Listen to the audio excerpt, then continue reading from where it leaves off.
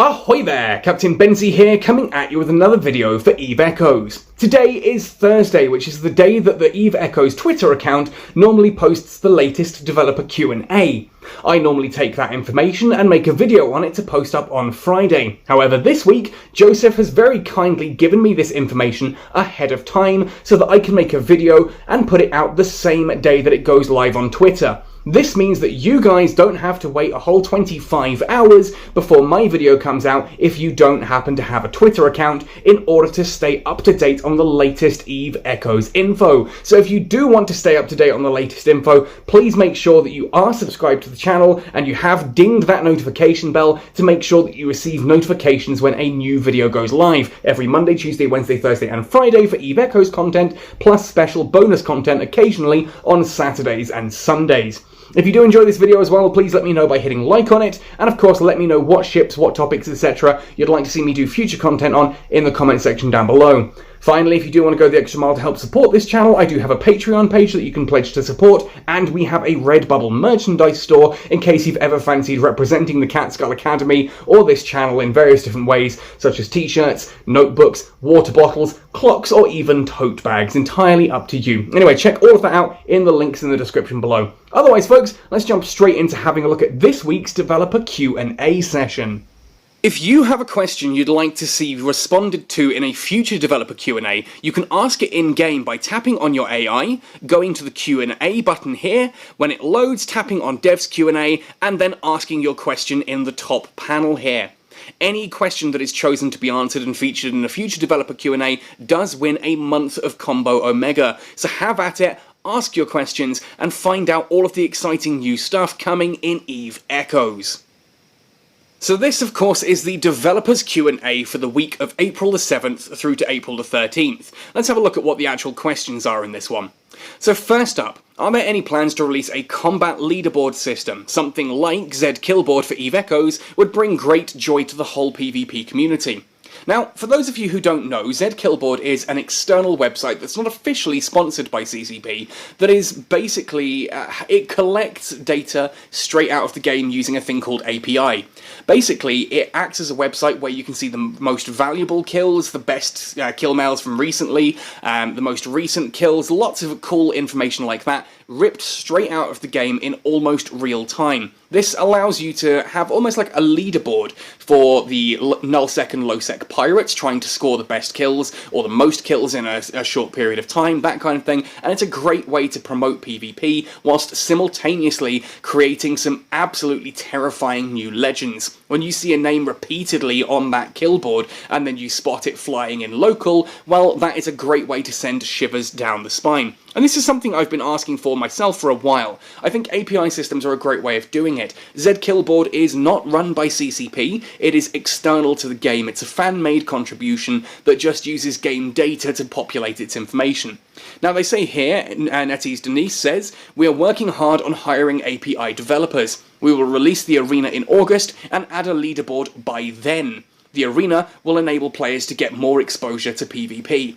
This is an absolute double whammy. This is whacking the drum from both sides at the same time, which I'm really, really for.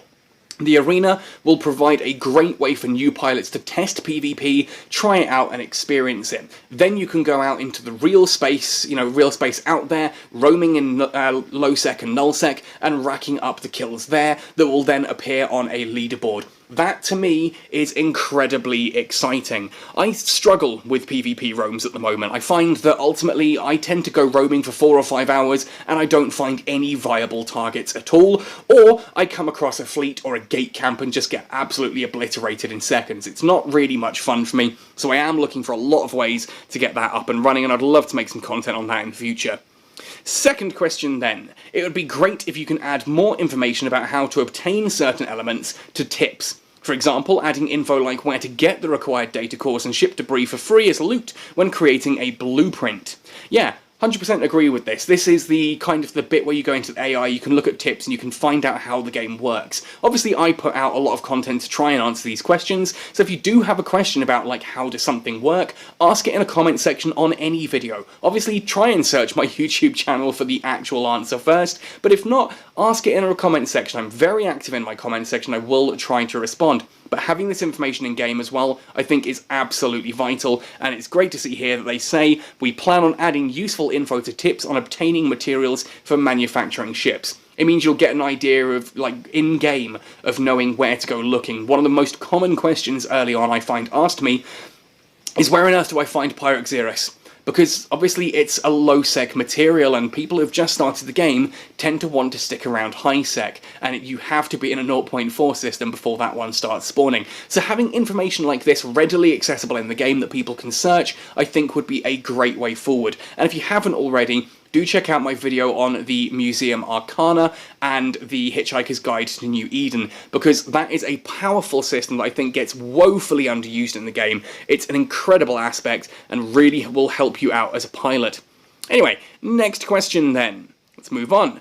When can we expect to see chat permanence or history, and will you increase the number of corporations per alliance? So Melos here says, we have finished developing chat performance and history. We will test this further before releasing it, and that is amazing. For one, I hate it when I'm on a particular alt, we're having a conversation, and I'll say, hey, hang on a second, I just need to jump across to my other character. I jump across, I'm in the same alliance, same corporation, but I've missed anything that was typed between me logging out and logging back in, and I have to ask that person to repeat what they've said. That's really quite naff. It also sucks that if you've got someone setting up, say, like a mining fleet, and they're going to sit there and, you know, they keep mentioning it, if they mention it 5 seconds before you log on, you then get this situation where you get someone link a mining fleet, and then someone 5 seconds later says, hey, is there a mining fleet up? And it's super annoying. So having chat permanence and history that you can scroll back through, I think is a powerful tool, and I'm excited about that. In regards to the number of corporations per alliance, we limit the number of corporations in an alliance to help reduce the chance of forming mega alliances, which would impact sovereignty gameplay negatively. An alliance can further extend its influence through diplomacy. And this is kind of a point. Void is considered one of those big alliances. We've obviously got Catskull Void, we've got Void 2, Void 3, you know, there's numerous different Void alliances with their own corporations in them. Same can be said for things like Pantheon and GenFed. We've found ways to get around the system. However, that still requires diplomacy to use, it requires external tools like Discord in order to operate, and it does have a certain disadvantage. If, for example, we have the Catskull a part of Void, if we decided to go rogue, which, spoiler alert, is probably never going to happen, we could theoretically amass our own fleets against Void. We could set them to red, and you've got the possibility of these kind of interactions in this system. It means that these big alliances are still formed of individual cells that could theoretically go rogue and have all kinds of crazy implications should they do so. And I like the fact that they are limiting this, because it does become unwieldy. We've seen this with Golden Horde. It was one of the reasons that ultimately we left Golden Horde at the time we did. No hard feelings to them, but we just found there were so many little separate alliances that all wanted to do their own things, all trying to conglomerate under one banner. It didn't really work, and we found that our path was going a very different direction to the others, so we pulled away. That is a useful thing. It means that these alliances never get too big to handle like that, and they can be broken up independently and individually like that, and that is a really, really useful thing. Fourth and final question then, will there be an option or a window to see the health of drones? There is a display, says Lancedot, showing the HP of your drones at the bottom of the drone module icon. We will make this a lot more noticeable in the near future. This, again, is one of those things that I didn't even spot at first. Then NetEase increased its visibility in a previous patch. Now it's fairly obvious, but I can still see how people might miss it. When you're looking at a drone, obviously when it's active it's kind of flashing and throbbing and it's got that white disc going around it, but at the bottom of the drone icon there are 3 little bars that represent the hull, the armour and the shields of those individual drones, as long as they're not stacked. It's not the greatest way of seeing it, but ultimately it does display it there, it's visible, it's in front of you. I would like to see how they're going to make this more visible, because quite frankly it's at a point, it's one of those things that it's so small on the screen. If you make it too visible it can become distracting, but at the same token if it's not visible enough it's not possible to get the information that you actively need. So it's a fine art balancing act, and I'm glad that Lancedot says they're looking into this, they are trying to, to handle this in a positive way going forward. So there we have it. Drones becoming more visible with their health, alliances aren't going to get bigger anytime soon, chat permanence and history is on the way, it's just being tested internally. We're going to hopefully have a leaderboard alongside Arena when that launches, and that itself is super exciting. Plus we're getting updates to the tips, which again I think is going to form part of that new beginner experience that they're talking about launching in August. So there we go, there's our 4 developer Q&A questions for this week. Remember, if you want to ask a question and be in for a chance of winning a month of Combo Omega, open up your AI in-game, head through to the QA section, ask your question, and if it's featured, you'll get that month of Combo Omega. Anyway folks, let me know your thoughts and opinions on these. As I said, the leaderboard is the most exciting one for me personally, but which one is most exciting for you? Do any of these worry you about a direction that the game could be heading in? What are you looking forward to most being added to the game? Now, before I go, I do just want to say that I think it's important to have a bit of perspective when we look at this. EVE Echoes is less than a year old, and if we compare this to EVE Online, where it was at a year in, things are already vastly in Echoes' favour.